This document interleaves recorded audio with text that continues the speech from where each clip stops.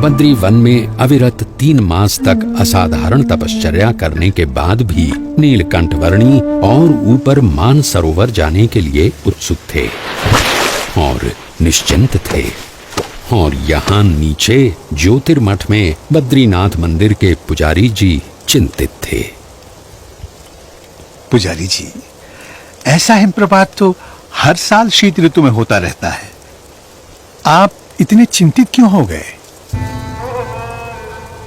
क्योंकि इस साल शीत ऋतु में एक नन्हा बालक मानसरोवर की ओर चल पड़ा है।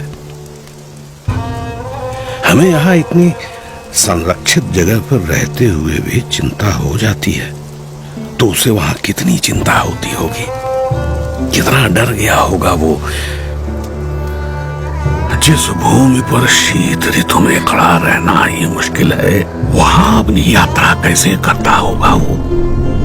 बर्फ के वीरान रेगिस्तान में केवल 11 साल का मासूम अकेला।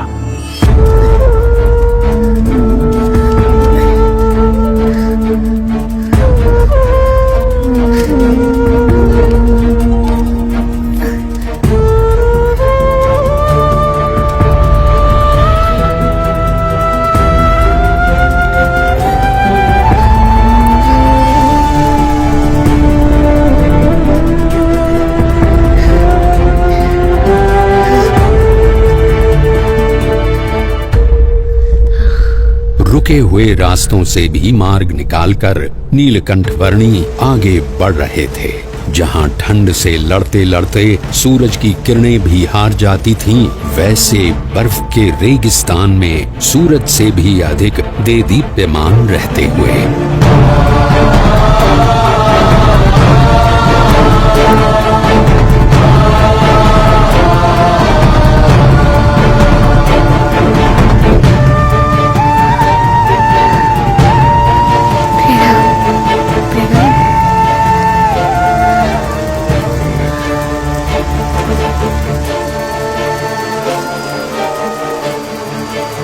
सन 1793 की शीत ऋतु के प्रारंभ में नीलकंठ वर्णी ज्योतिर्मठ से बढ़ चले थे और शीत ऋतु के बढ़ते हुए प्रभाव के साथ उनके चरण और आगे बढ़ रहे थे, भारत के उत्तर में तिब्बत में स्थित मानसरोवर की ओर।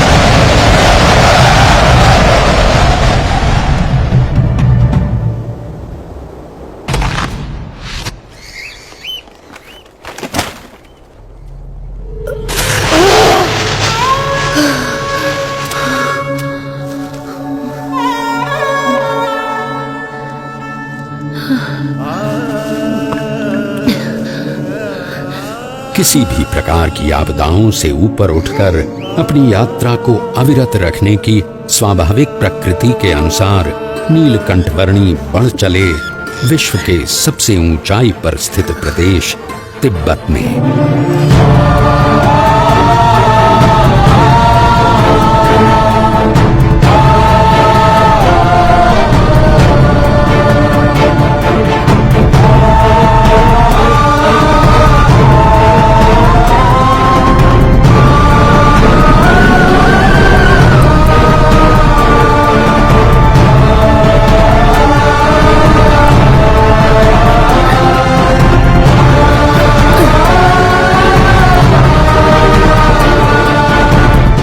मानो कोई भी विपत्ति ऐसी बनी ही नहीं थी जो नीलकंठ वर्णी के सदा आगे बढ़ रहे चरणों को रोकने में समर्थ हो। चाहे वो सफेद बर्फ से प्रतिबिंबित होकर आंखों को चौंधिया देने वाली सूरज की किरणें हों, या साक्षात मृत्यु के समान उमड़ते बवंडर।